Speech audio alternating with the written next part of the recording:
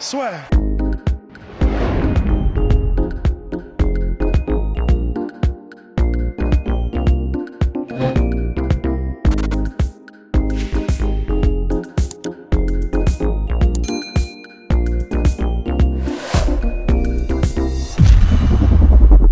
Bonjour à toutes et à tous et bienvenue dans le podcast La Sueur. Il est 4h51, donc si jamais on se met à bafouiller, j'espère que vous nous excuserez. Moi, je pense que ça va bafouiller sec quoi qu'il arrive. Ah bah salement parce que Rust était en sueur, littéralement, pour le combat de Nassourdine Imavov, parce que c'est ce qui nous intéresse. Là, l'UFC n'est même pas terminé, mais bon. Oui, j'avoue. J'avoue, il reste quoi là? Il reste les 3 combats avec les Il reste la main card. Et c'est extraordinaire parce que, de toute façon, on va pas parler de ça, mais Oui. donc Carlos Condit est passé contre Kurt McGee et on se retrouve avec 2 poids lourds, donc personne n'a rien à secouer en co-main event, c'est assez incroyable. C'est bizarre. Non, c'est même plus impressionnant encore, c'est que Carlos Condit était le main event des prélims.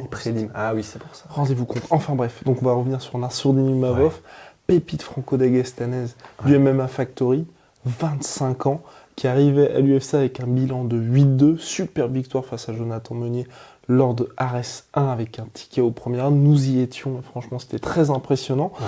Et là, donc il s'est imposé par décision unanime contre Jordan Williams, qui avait été découvert lors des Contender Series de Dana White, 29-27, 29-27, 29-28.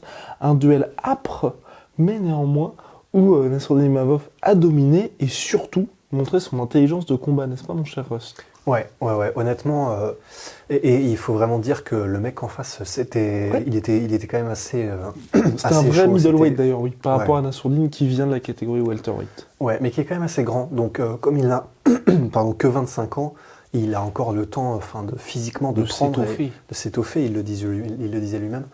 Donc, et en face de lui, donc le Jordan Williams en question, c'est clairement, voilà, il est vraiment, vraiment bon. C'est-à-dire que, de toute façon, le Dana White Contender Series, il faut un bon niveau, il faut vraiment un bon niveau pour y aller. Donc, quand t'es capable d'avoir des victoires en Contender Series, ça veut vraiment dire quelque chose. J'ai presque envie de dire que c'est même les Contender Series, c'est pas au-dessus du Cage Warriors? En fait, c'est à se demander parce que les gens qui vont en Contender Series, généralement, c'est des gens qui, pour une grande partie, ont déjà une bonne expérience des organisations comme le Cage Warriors, régional.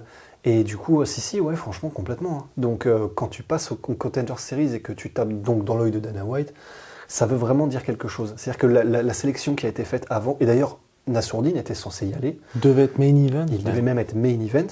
Donc voilà, c'était un mec en face qui était dur au mal, qui était jeune aussi, qui en voulait, qui frappait dur, visiblement quand même. Et donc voilà, en fait, donc tu parlais de l'intelligence de combat de Nassourdine, et clairement... Et oui, pourquoi mon cher Rust? Mais avant de voir pourquoi, petit point de réclame, n'hésitez pas à vous abonner au podcast La Sueur sur YouTube, ça nous fait énormément plaisir, ça permet aussi de faire avancer la chaîne, et puis petit pouce bleu. Oui, ça mange pas de pain. Ouais, exactement, ça ne mange pas de pain. Alors, mon cher Rust, ça mange pas de pain. L'intelligence de combat, parce que oui, Nassourdine Imavov a plusieurs fois été assez durement touché par son adversaire. Bah alors la première fois où nous on a vu ça, donc on n'en pouvait plus. En PLS. On était en PLS parce que du coup le combat commence, il y a un échange et en fait c'est très bizarre parce que Nassourdine fait carrément parfaitement le truc dans la première partie de l'échange. Alors je sais plus, je crois qu'il donne un coup et après il pivote autour de Jordan Williams et en fait alors qu'il a lancé son pivot et qu'il a réussi donc magiquement à passer en dessous du contre de Jordan Williams, il s'effondre et on se demande mais putain mais et moi j'ai cru qu'il l'avait touché en contre. Moi aussi, oh, non. J'étais en mode mais merde, mais je comprenais pas et en fait c'était un choc de tête en fait et qui a surpris les deux. Il a ouvert Williams, je crois qu'il a aussi ouvert Nassourdine, je sais plus s'il était ouvert ou pas mais il y avait du sang en tout cas. Mais je crois que c'était le sang de Williams. Ouais, il me semble aussi. Mais en tout cas il était groggy pendant quelques dixièmes de seconde Nassourdine. Et effectivement, en fait, plusieurs fois pendant le combat, et c'est tellement dont bon celui-là, signe, surtout. Dont celui-là, et c'est tellement bon signe, il a immédiatement le réflexe de se reposer sur la lutte pour temporiser, pour éviter de prendre des dommages supplémentaires et d'être, entre guillemets, à l'air libre et le menton à l'air pour se faire contrer ou quoi que ce soit. Donc, dès qu'il a été pris dès qu'il a senti qu'il était en difficulté, c'est de l'ordre du réflexe, c'est de l'ordre... Parce que façon Curtis Blades, Marken. Exactement, c'est exactement ça. Et j'allais le citer après, c'est exactement ça. Donc déjà, il y a l'intelligence de combat en réflexe, c'est-à-dire que vraiment c'est imprimé, c'est dans son circuit en fait. Dès qu'il y a danger, on casse la distance parce qu'il sait qu'il peut avoir confiance en sa lutte. Il sait qu'une fois qu'il est accroché à l'adversaire, il va devoir travailler le gars en face pour réussir à s'en séparer. Il a même réussi plusieurs mises au sol. Il n'a pas réussi à le garder au sol. Le mec en face était très explosif. Mais voilà. Et en fait, c'est vraiment bon signe parce que déjà, ça dénote donc de parfaits réflexes, de très bons réflexes de combat. Et donc, il y a ça pour lui. Et il y a aussi plusieurs fois dans le combat où clairement, il y avait les consignes de Fernand qu'on entendait. Mais, parce que de toute façon, on entendait Fernand, il n'y a pas de problème. Et en gros, clairement, il y a plusieurs fois où il a suivi parfaitement les directives de Fernand. Et c'était assez impressionnant. C'est-à-dire que non seulement il a une belle intelligence de combat, c'est-à-dire que... c'est la coachabilité. Hashtag coachabilité. Hein, et donc, en fait, ce qui est vraiment super rassurant, c'est que déjà, du point de vue de l'intelligence, en fait, on peut manger à tous les râteliers. Parce qu'il y a la préparation en amont du combat qui visiblement était super au point. Parce qu'une fois qu'il y a eu ces premières alertes de passé, Nassourdine, il avait l'avantage, il avait vraiment l'avantage. Et donc, il y a la préparation qui était coupée. Pendant le combat, que ce soit les réflexes de Nassourdine qui sont effectivement bons, ne serait-ce que tactiquement, ou le fait qu'il puisse suivre en temps réel les consignes de Fernand en plein milieu du chaos, c'est vraiment, vraiment, vraiment bon signe. Donc déjà, ça c'est quand même très très bon. Enfin, à 25 ans, il a une petite expérience, clairement. Il a son expérience du très très haut niveau est en train de se bâtir, que ce soit contre Arès. Il a énormément de combats très courts aussi. Ah oui, absolument. Ouais, il fait un spécialiste des finitions au premier round. 8 victoires, 7 par KO au premier round. Enfin, KO ou soumission au premier round. Ouais. Donc voilà, le fait qu'il soit capable d'aller... Alors, ils étaient crevés tous les deux à la fin du combat, que ce soit Nassourdine ou l'adversaire. Mais Nassourdine restait un peu plus frais. Et je pense que c'est aussi parce que Nassourdine, qui a utilisé beaucoup sa lutte, doit avoir plus l'habitude en fait de varier les deux. Et j'ai eu l'impression. Bon, après, il y a aussi qu'il se prenait des coups, hein, le mec en face. Et clairement, ça aide pas le cardio. Mais ça aide pas le cardio. Mais ouais, parce qu'il a fini le deuxième round par un ground and pound. Non, mais en fait, et en plus, tout était parfait. Parce que. Oui. Il y a eu, je sais pas si c'est ça que tu allais dire, et genre, mais j'ai pas envie de te décevoir là. Mais en gros, moi, ce dont j'avais parlé, c'était aussi. Bon, déjà, au niveau. Donc, il y a la lutte qui était au point. C'est-à-dire que quand c'était en clinch, il était vraiment pas perdu. Enfin, c'est clair que tu sens qu'il en a bavé, bouffé, que la lutte, le grinding contre la cage, etc. Et même quand il était dos à la cage, il a touché assez durement avec un coude. Ah, c'était magnifique. C'était magnifique. Les sorties de clinch étaient impec aussi. Et debout, c'était honnêtement, il y avait alors, j'aurais tendance à dire qu'il y avait techniquement une classe d'écart. Mais il s'est quand même fait toucher plusieurs fois, Nassourdine, parce que le mec était explosif en face, qu'il en voulait, qu'il frappait dur. Et très puissant. Très puissant. Mais néanmoins, petit à petit, en fait, et c'est là qu'on voit généralement quand même qui a l'avantage technique, petit à petit, Nassourdine a vraiment réussi à gratter. Il a, au niveau du timing, il a chopé le timing du gars très rapidement. En fait, ça c'est... pour l'avoir vu plusieurs fois à l'entraînement, c'est vraiment une des spécialités de Nassourdine, c'est les contres, mais les contres éclairs en fait. Et particulièrement avec son bras arrière, en cross, c'est impressionnant. Il l'a touché plein de fois avec ça. Ouais. Il feintait beaucoup au début, Nassourdine, et ça marchait, parce que quand Nassourdine feintait, ça faisait déclencher Jordan Williams, qui du coup se crevait à frapper les airs. Et c'est vrai que... surtout à partir du second round. Et ouais, surtout à partir du second rythme. Et, là... et alors là, franchement, et en plus, du coup, quand Nassour commençait à pouvoir placer ses petits combos, il y a aussi des moments où contre la cage, c'est pareil, intelligence de combat, quand il était contre la cage en clinch, et que c'est Nassourdine qui avait réussi à bloquer Jordan Williams, il y a un moment donné, il a placé une série de genoux au plexus. Sans déconner. Dans le troisième round, là. Honnêtement, alors, je sais pas comment il a fait pour rester debout, le mec en face. Ouais. Parce qu'il y a eu puis deux genoux, et clairement, Jordan Williams était en mode et alors vraiment, un PLS de l'espace. Ouais. Mais il était toujours là. Mais il a tenu. Après, voilà, c'est ce que disait lui-même Nassourdine dans le pré-fight interview, c'est que le mec en face, forcément, il allait être durable, donc ça allait être compliqué. Mais donc, respect au gars d'avoir tenu. Mais voilà, tu sentais que techniquement, il était plus rapide. Nassourdine, il avait un meilleur timing, il avait une plus grande profondeur dans son palette technique. Et et l'intelligence de combat aidant, il était capable de frapper au corps aussi, il était capable d'aller chercher corps-tête quand il était contre la cage, des genoux au plexus, enfin vraiment, Non, puis varié aussi. Par exemple, moi, je pense aussi à quand il finit en ground and pound, c'est qu'il s'est pas, il a pas perdu trop de temps à chercher la soumission. Ouais. Parce que clairement, là, comme on se l'a dit, il était extrêmement combatif, extrêmement durable son adversaire. Il a quand même essayé de la placer pendant un certain temps. Il a cherché plusieurs fois et ensuite il a su basculer en ground and pound. Ouais. Donc là aussi, sans trop se crever là-dessus de ce côté-là aussi. Ouais. Donc, mais ouais, en tout cas, impressionnant. Et franchement, très honnêtement, d'ailleurs, c'est marrant, Dan Hardy disait pendant le combat qu'il y avait un peu dans la posture et les mouvements de Nassourdine, un petit peu de Cyril Gane, et franchement c'est vrai, honnêtement c'est vrai, c'est sûr que à force de tourner avec Cyril Gane, tu finis, je pense que c'est inévitable, tu finis par mimer un petit peu, et c'est vrai que cette position un tout petit peu karaté, mais enfin c'est très spécial, c'est très spécifique.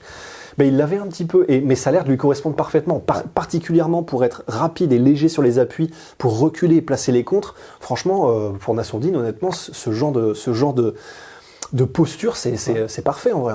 Et donc honnêtement, personnellement, je suis vraiment, je suis tellement rassuré parce que je me dis, bon, clairement, il était crevé au bout du 3e round. C'est la première fois qu'il allait aussi loin dans un combat et de très très loin. Au plus haut niveau haut niveau en plus, à l'UFC pour son premier combat. Et Dieu sait que ça peut être compliqué à gérer un premier combat à l'UFC. Et donc en fait, j'ai été vraiment rassuré parce que ça veut dire que les moments de brillance, les moments de brio, on les a...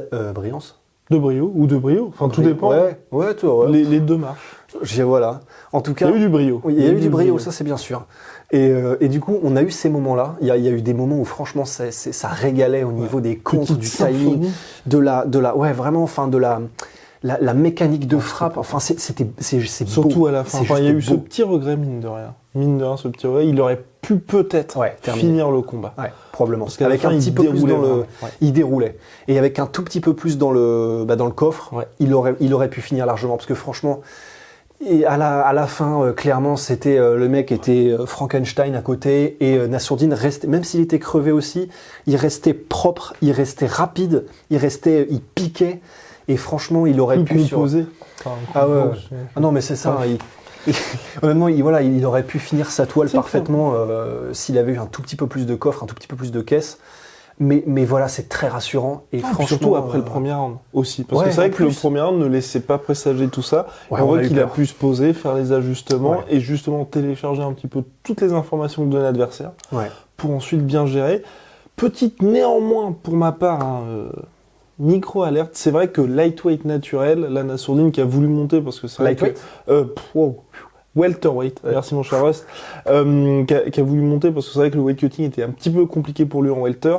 C'est vrai que là, il y a eu un différentiel de puissance. Et donc bon, effectivement, comme le dit Rust, il y a le temps, pas de panique, mais c'est vrai que... Mais ce qui est étonnant, parce que pourtant, alors de ce que je me souviens, on ne l'a vu qu'une fois le combat, mais pourtant, au niveau du gabarit, j'ai pas eu l'impression qu'il y avait une diff. Ouais.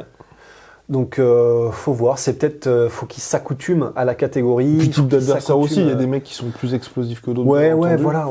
Donc, faut peut-être qu'il s'accoutume. Après, il y avait en fait, quand on dit qu'il y a eu un différentiel de puissance, c'est qu'au début du combat, effectivement, on avait l'impression que quand Jordan Williams touchait, ça faisait plus mal. Ouais. Même la suite. La suite, il y a eu quelques. Enfin, quelques alertes. Exactement. Il n'y a pas eu beaucoup d'alertes, mais c'est vrai que le peu de fois où Jordan Williams touchait en anglais, c'était quand même un peu ouf. On croustillait un peu. Ouais, exactement. C'est vrai. Mais c'est vrai. Alors après, il faut voir aussi différents styles, parce que par exemple, tu vois, on pourrait dire que Cyril Gane est moins puissant que ses adversaires en poids lourd, mais c'est aussi parce qu'il fait le choix de striker d'une certaine manière. Exactement. C'est peut-être aussi le cas de Nassour, très honnêtement. C'est peut-être lui qui choisit aussi de frapper d'une certaine manière pour pouvoir être plus léger, pour moi, c'était plus au niveau des impacts quand il prenait les impacts. C'était plus dans ce sens-là où l'autre, tu sentais quand même que... Ouais, il frappait lourd. Il frappait lourd. Donc, mais faut voir. Mais effectivement, c'est vrai que prochain combat, si Nassour peut placer un petit KO, ce serait cousu là. Et comme il nous l'avait dit en interview, il n'en a pas fini avec les welterweight. Donc c'est vrai que tu vois aussi... Mais il est en fait, moi, il est très grand en fait. Ah oui. Parce qu'il y a Carlos Condit qui combattait aussi sur cette carte. Qui est déjà très grand. Et oui, en fait, c'est ça. C'est-à-dire que Carlos Condit, qui est donc très, j'allais dire malingre, putain, mais c'est pas du tout le terme, qui est très fin, vraiment très très fin pour un welterweight. Et en gros, il est à 1m88. Ouais. Et il me semble, c'est toi qui me disais que Nassourdine était à 1m90.5. Exactement. Et il est massif quand même, Ouais. Nassourdine. Du coup, j'ai du mal à voir... parce qu'il contre Jonathan Meunier, c'était en welter. C'était en welterweight, ouais. Ok. Ouais, il faisait pas aussi maigre entre guillemets que qu'on dit. Donc c'est vrai, là il est bien. Là on va dire il est bien. Ouais, et puis voilà, enfin je veux dire s'il veut descendre en enfin c'est revenir en welterweight, voilà, c'est maintenant ou jamais parce que welterweight. en Malteser. Ouais, c'est s'il ça. veut revenir en welterweight, complètement, c'est plutôt maintenant qu'à 30 piges, une fois qu'il aura pris la ceinture, tout ça. Ouais, et puis une fois qu'il aura oui, exactement. Pris quoi. C'est ça. Pris devant Mans. Donc voilà, donc il y aura évidemment un choix à faire et je pense qu'ils vont discuter avec Fernand Lopez, mais en tout cas cette victoire est très encourageante, c'est vrai aussi qu'il faut dire. Ils ont partagé un bon moment d'ailleurs, un beau moment tout à fait. Après le combat. Exactement. Quand même, on peut savourer tout le chemin parcouru, toutes ces années dans les tranchées pour enfin valider ses débuts à l'UFC.